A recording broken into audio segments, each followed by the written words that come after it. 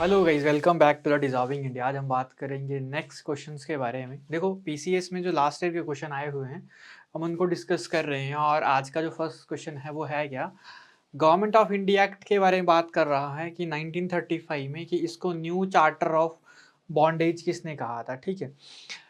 देखो, अगर बात की जाए कि ये न्यू चार्टर ऑफ बॉन्डेज किसने कहा था, ये कहा था आपके पास पंडित जवाहरलाल नेहरू ने ही। ठीक है। बॉन्डेज मतलब होता है स्लेवरी। तो पंडित जवाहरलाल नेहरू एक डायरेक्ट स्टेटमेंट देते हैं, simple C statement, it is an another act of slavery. ठीक है। पंडित जवाहरलाल नेहरू ने यहाँ पर क्या दी थी, एक स्टेटमेंट दी थी। ठीक है। Pandit Jawaharlal Nehru gave the statement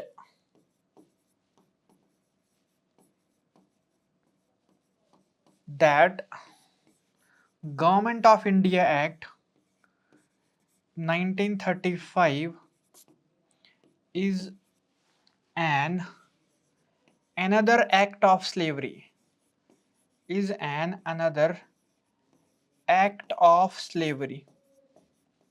ठीक है। पंडित जवाहरलाल नेहरू से क्या कहते हैं, अनदर एक्ट ऑफ स्लेवरी के नाम से इसको बोलते हैं। स्लेवरी बोल दो या तो बॉन्डेज बोल दो, एक ही बात है। तो राइट आंसर इसका क्या हो जाएगा, option number C. Government of India act 1935 के बारे में अगर बात की जाए कि भारत सरकार अधिनियम 1935 था क्या। देखो, अगर इस एक्ट की बात की जाए, गवर्नमेंट ऑफ इंडिया एक्ट 1935, तो ये ब्रिटिशर इसको क्यों लाते हैं, क्या क्या इसके रीजंस रहते हैं behind government of India act.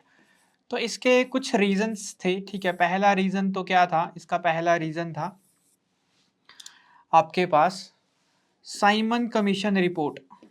ठीक है। साइमन कमीशन की रिपोर्ट पे ये क्या होता है, ये एक्ट लाया जाता है। दूसरा ये रहता है आफ्टरमैथ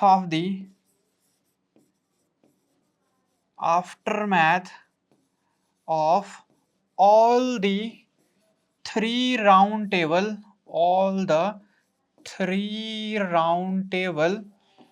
conferences। ठीक है।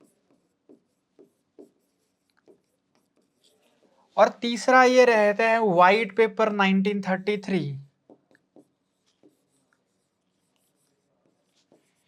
ये सारे के सारे रीजन रहते हैं इस गवर्नमेंट ऑफ इंडिया एक्ट 1935 के बीच में।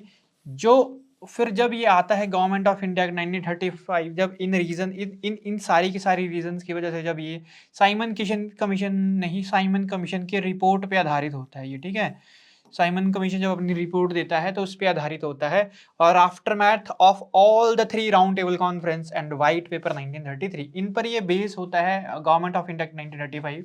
और इसी को ही पंडित जवाहरलाल नेहरू क्या कहते हैं, it is N another act of slavery, another act of slavery। ठीक है। कि इसको गुलामी का एक और एक्ट कहते हैं। कौन कहते हैं, पंडित जवाहरलाल नेहरू। इसमें क्या क्या प्रोविजंस होते हैं इस गवर्नमेंट ऑफ इंडिया एक्ट में, तो सबसे बड़ी बात प्रोविजंस की अगर बात कही जाए, कि क्या क्या प्रोविजन रहे हैं, तो पहला प्रोविजन क्या रहा है, साइमन कमीशन की रिपोर्ट पे आधारित पहला जो इसने प्रोविजन दिया, इसने क्या कर बोला कि अबॉलिश कर दो। क्या अबॉलिश कर दो, टू अबॉलिश या abolish dyarchy in the province level. किस प्रोविंस लेवल पे क्या कर दो, आप डायरकी को अबॉलिश कर दो। प्रोविंस वही होते थे जहां पर ब्रिटिशर अपना राज डायरेक्टली चलाते थे। ठीक है। दूसरा इसमें क्या कहा गया कि ठीक है कि डायरकी को आप क्या कर दो, अबॉलिश कर दो, बट डायरकी को क्या कर दो, इंट्रोड्यूस कर दो। Introduction of dyarchy, introduction of the dyarchy at the central level, कि सेंट्रल लेवल पे क्या कर दो, इसको इंट्रोड्यूस कर दो। इसी गवर्नमेंट ऑफ इंडिया एक्ट 1935 में ने क्या कहा, to establish a federal court in New Delhi. ठीक है। कि क्या किया जाए, to establish a federal court एक फेडरल कोर्ट बनाया जाए कहां पर? In New Delhi. चौथी यहां पर एक इंपॉर्टेंट बात हुई, to separate Burma from India, कि बर्मा को क्या कर दो, सेपरेट कर दो, जिसको हम अभी म्यांमार के नाम से भी जानते हैं। ठीक है, तो ये 4-5 बातें जो सबसे इंपॉर्टेंट इस गवर्नमेंट ऑफ इंडिया एक्ट 1935 में कही थी। ठीक है, और याद रख लेना, आर कॉन्स्टिट्यूशन या इंडियन कॉन्स्टिट्यूशन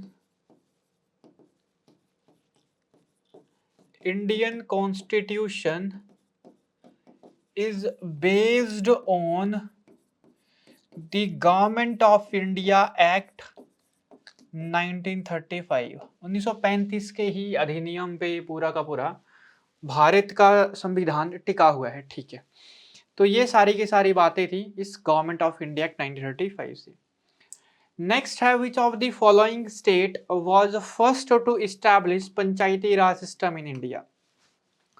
है तो ये को पॉलिटी का क्वेश्चन, बट हम थोड़ा सा मॉडर्न में भी ले सकते हैं इसको। हुआ क्या था, देखो यहाँ पे बात हुई थी पंडित जवाहरलाल नेहरू के टाइम पे,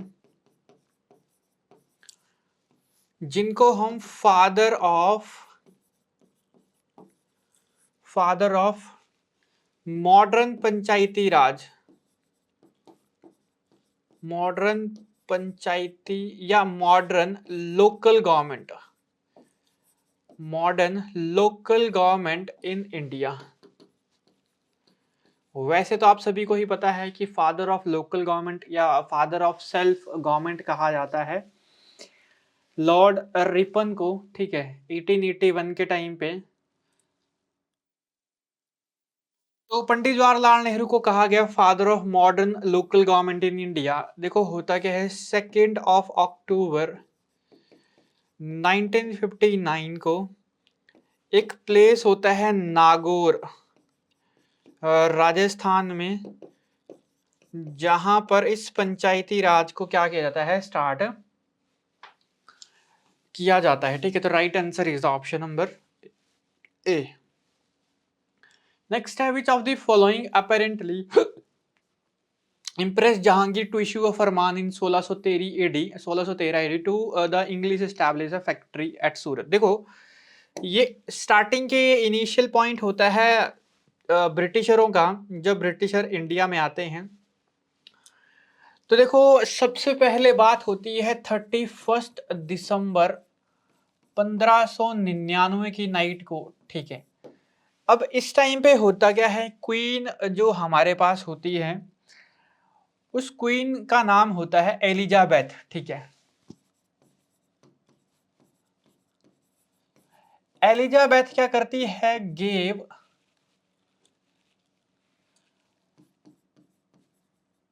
permission to the East India Company for trade. ठीक है, एलिजाबेथ क्वीन होती है, ये क्या करती है, gave permission to the East India Company for trade. ठीक है, ट्रेड के लिए क्या किया जाता है, इसके द्वारा एक फरमान या एक आप रॉयल फरमान जारी किया जाता है कि हाँ आप क्या कर सकते हो, ईस्ट जो हमारे पास ईस्टर्न जो हमारे पास कंट्रीज हैं वहां पर जाकर क्या कर सकते हो, आप ट्रेड कर सकते हो। और ये ईस्ट इंडिया कंपनी सबसे पहले जो चूज करती है वो चूज करती है इंडिया को। और ईस्ट इंडिया कंपनी का टाइम यहाँ पर होता है इंडिया में। ठीक है, 1608 के अराउंड अराउंड ये लगभग इंडिया में आते हैं। ठीक है, 1608 के अराउंड अराउंड ये इंडिया में आते हैं और अपनी पहली फैक्ट्री ये खोलते हैं कहाँ पे, सूरत में। ठीक है, तो इस रीजन पे ये आते हैं सबसे पहले, यहाँ पे इस गुजरात वाले रीजन पे। यहाँ पर न्यू दिल्ली में जो राजा होता है इसका नाम होता है जहांगीर।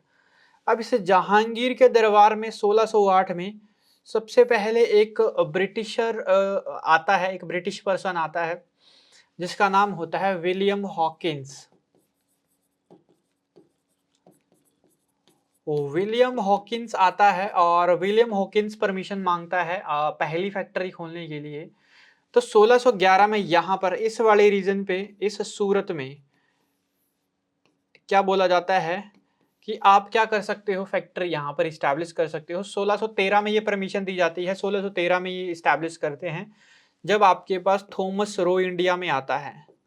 ठीक है, तो थॉमस रो इंडिया में आता है और विलियम हॉकिंस दोनों मिलकर एक सूरत में फैक्ट्री खोलते हैं 1613 में। फिर बाद में ये आपके पास आंध्र प्रदेश वाले रीजन में मसूलीपट्टनम में अपनी फैक्ट्री खोलते हैं साउथ में। ठीक है, जहां पर ये फ्रेंचों के साथ लड़ते हैं। ठीक है, फिर फ्रेंच के साथ राइवलरी स्टार्ट होती है। ठीक है, ये सारी की सारी फिर मैसूर वॉर लड़ी जाती हैं। धीरे धीरे ये ब्रिटिशर क्या करते हैं, इंडिया में अपना ये सारा का सारा हिस्सा जमा लेते हैं। ठीक है, सानंद वगैरह साइन करवा लेते हैं। तो बोल रहा है कि which of the following apparently impress Jahangir. ठीक है, जहांगीर को किसने इम्प्रेस किया था to issue of farman in 1613 to English establish factory at Surat. क्या ऐसी चीज थी जहांगीर को इम्प्रेस करने वाली? तो reconciliations between the English and Portuguese. Portuguese तो पहले से ही थे। पुर्तगाली तो 1498 से ही ये यहाँ पर इंडिया में ट्रेड कर रहे थे। वास्को डी गामा जब 1498 में जब कैप ऑफ होप से होते हुए यहाँ पर जामोरिन के दरबार में आता है, तो यहाँ पर वो मसालों का ट्रेड करता है, स्पाइसेस का ट्रेड करता है। ठीक है, a secret offer of naval help to Mughal emperor to oust the Portuguese. ठीक है, a heavy dose of bribe to Nur Jahan. ठीक है, नूर जहां के लिए तो बाद का किस्सा है, नूर जहां तो बाद में है। ठीक है, मतलब जहांगीर की ही वाइफ होती है नूर जहां, तो एक कोई हैवी डोज ब्राइब नहीं देते हैं to defeat the Portuguese naval squadron by the. ठीक है, ऐसा भी कुछ नहीं है। देखो एक ना एक सीक्रेट ऑफर करते हैं of naval help to the Mughal emperor to oust the Portuguese, कि हम क्या करेंगे, पुर्तगालियों को यहाँ से भगा देंगे। ठीक है, और हम यहाँ पर क्या करना चाहते हैं, अपनी फैक्ट्री यहाँ पर लगाना चाहते हैं। अब नेक्स्ट क्वेश्चन क्या है, which of the following is a correctly match. बोल रहा है कि वुड्स डिस्पैच 1854 के अराउंड राउंड जब ये आता है 1854 में, तो प्राइमरी एजुकेशन के लिए था क्या? नहीं, ये ऑल ओवर एजुकेशन के लिए ये था। ठीक है, हंटर कमीशन ये स्पेशली सेकेंडरी एजुकेशन के लिए था, बिल्कुल सही है। हंटर कमीशन बनाया ही सेकेंडरी एजुकेशन के लिए था। रेलवे कमीशन यूनिवर्सिटी के साथ ना, यूनिवर्सिटी एजुकेशन के साथ साथ में यूनिवर्सिटी में रिफॉर्म के लिए भी था। ठीक है, ये नहीं है। सैडलर कमीशन जब 1917-18 में था, तो रिजेक्शन ऑफ फिल्ट्रेशन थ्योरी ये तो थी ही थी, बट साथ में इसमें कुछ यूनिवर्सिटी एजुकेशन के बारे में भी यहाँ पर बातें हुई थी। तो right answer is the option number B.